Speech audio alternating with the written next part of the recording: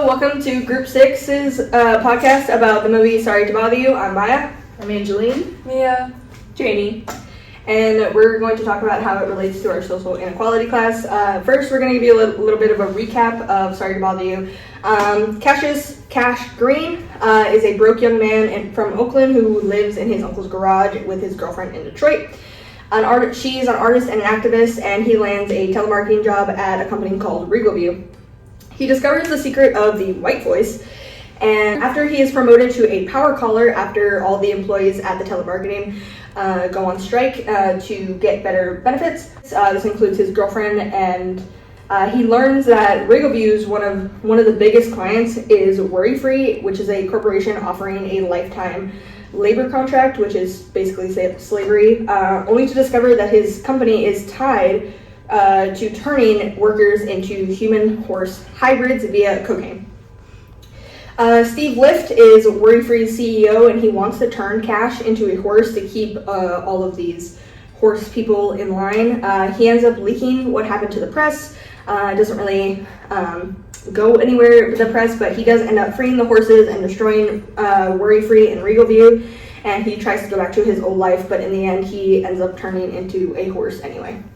I'm Cassius Green, calling on behalf of StopAMudholeInYourAss.com. Sorry to bother you, but...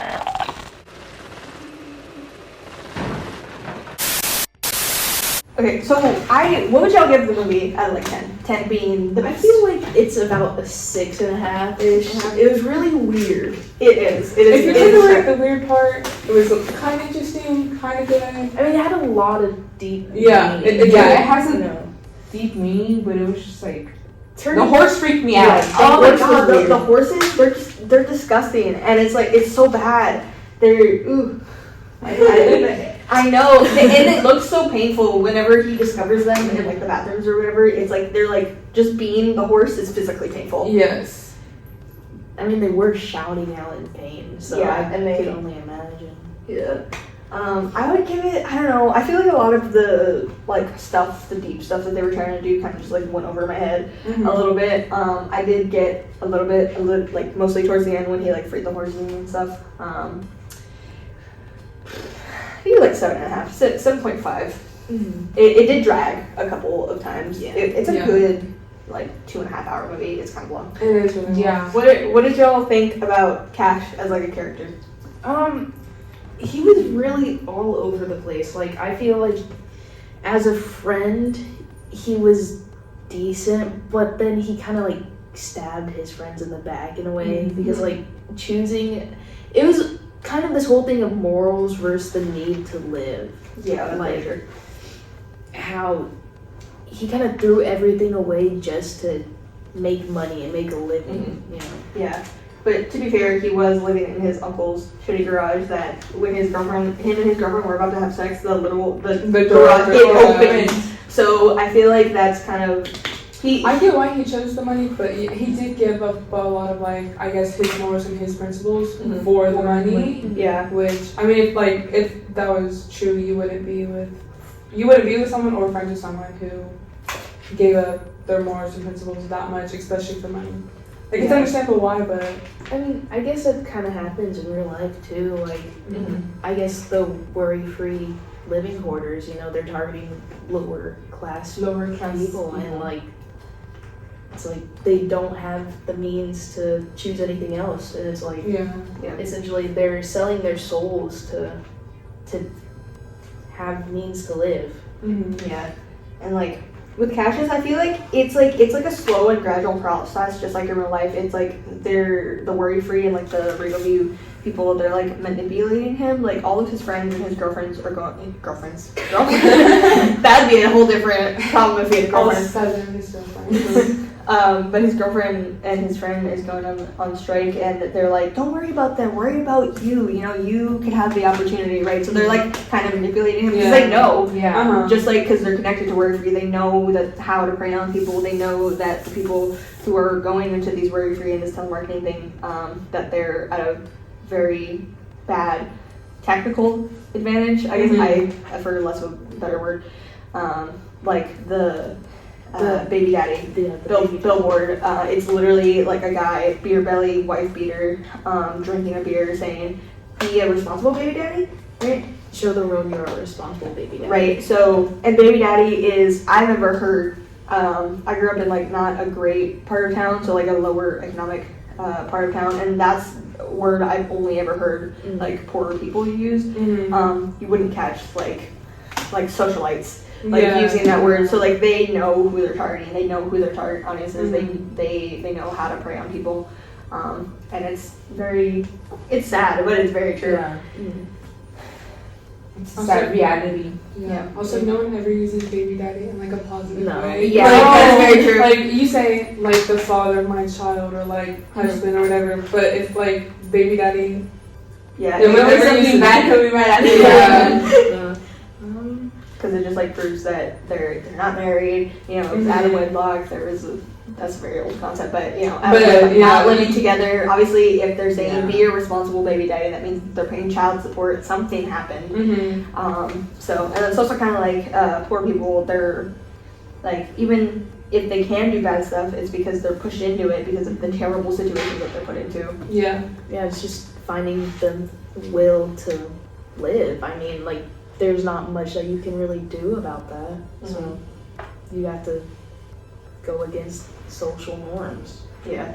I mean, that was kind of like what it was in my article. Like, so one of the boys, he steals a bag of potato chips because the clerk is profiling him and he thinks he's gonna steal it, so he steals it anyway. Yeah. Right? It's kind of like it's like a self-fulfilling prophecy a little bit, but kind of like, well, if you're gonna think this about me, then I'm gonna do it anyway. Right? And I feel like that's also kind of with the money thing too, why people join gangs, because it's a thing of respect. It's the money, it's the community, stuff that they grew up around. People Yeah, up into it. yeah. So it's like there's so many, like, it's such like a boiling pot of how things end up. Just like Cash was, it was just like a gradual. Obviously, it's a little less gradual in the movie because they only have 2.5 hours to like show how he got here. Yeah. But it's like baby step, and then like boom, he's like turning into a horse because of all this terrible thing that happened. So, what would y'all give the movie?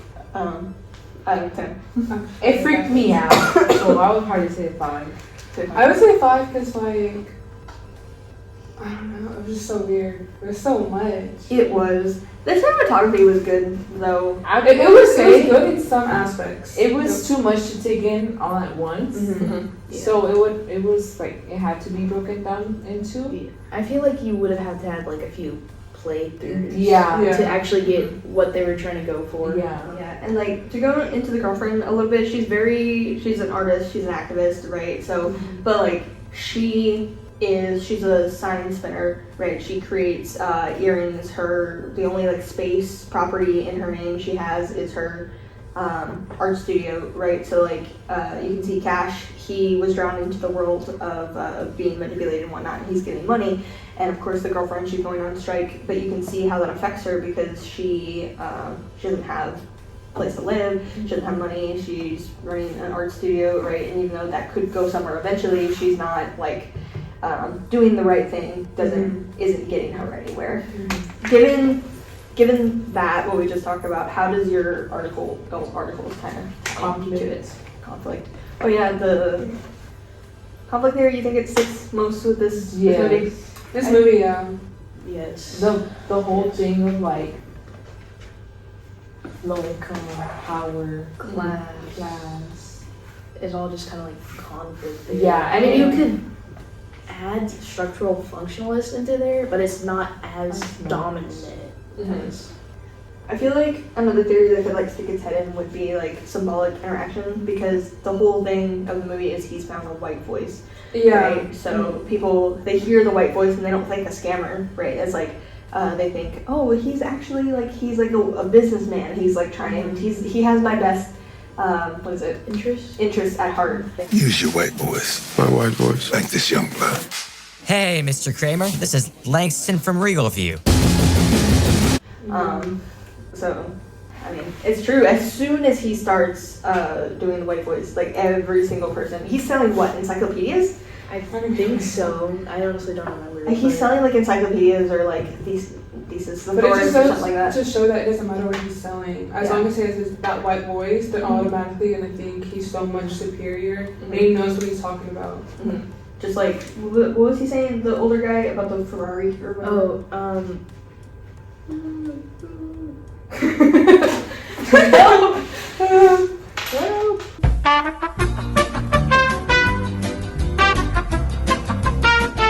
Okay. Act like you don't care, have your bills paid, and are ready to jump in your Ferrari. Yeah, so that's what Yeah. the image that people come through in their head when they hear a white voice. So, People with money, privilege, Mhm. authority. which this has nothing to do with like the topics, but did you Yeah. know the guy who voices Cash's white voice is Ian from the Alvin and the Chipmunks movies? Really? For Yes. Crazy. Bro, what is he not in? Like, I didn't even, like, put that together. I know. In the movie, I didn't know who it was at first until after that. Then I looked it up. One of the other black guy who's doing the white voice. That I recognized that actor's voice right away. But I feel like because I didn't know the voice of the Cash's one, it kind of like was like really putting me into like this is like real. Also, Yeah. white voice, whatever that was creepy. I didn't like That was It weird. is creepy. because it's such a switch. Or like, if someone, I mean, I don't know, just because you're seeing him, obviously you know that's not what he sounds like, and then just like automatic, like a whole different person is talking, it's really freaky. But I guess over the phone it wouldn't be as jarring because you can't see the person. Yeah. What do I think are some other ways that the movie relates to conflict theory? Besides like the white voice and besides what we've already talked about? I mean, we can talk more about class. We didn't really talk Yeah. too much about class. Mhm. I mean, power collar versus non-power collar. I feel like power collar is upper class, non-power collar, lower class. You know, it's what you're trying to be. They idolize the power collars. You know. Basically, like upper class people, they don't really care. They just like, they have their own mentalities and all, right? And usually when it comes to like them thinking about lower income people, they're just like, yeah, it's because they're lazy and they don't really care.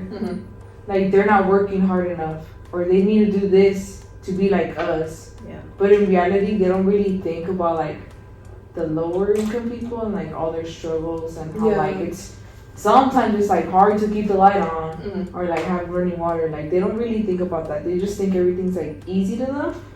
And like I feel like that also ties into like the movie a lot. Like that whole Throwing morals aside. throwing morals aside.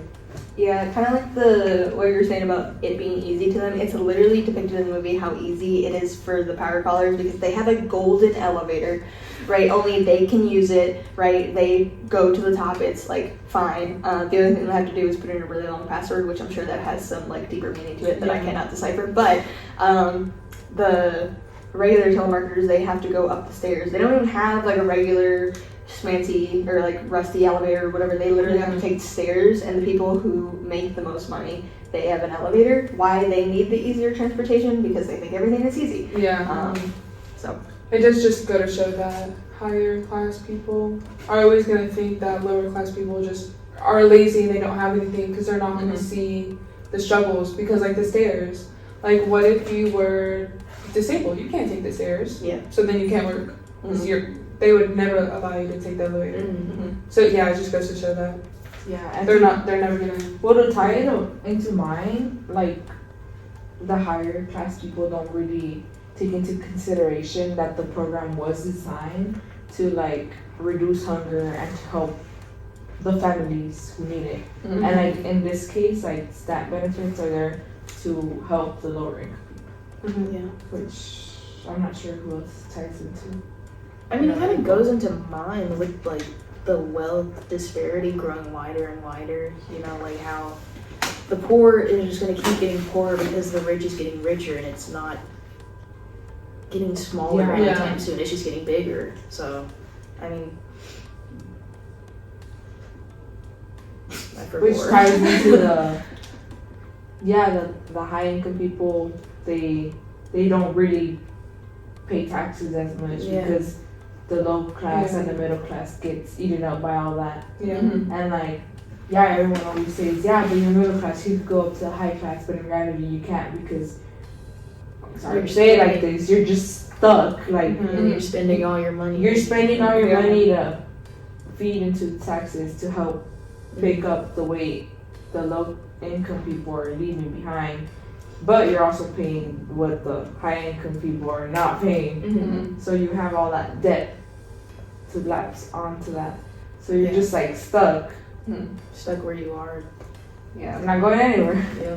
And because like people, a lot of the top 1% or whatever, they're Yeah. born into it. So The they're like, elites. yeah, they think that it's so easy. They're like, well, why don't you just get a job and save? Like that's not how that works.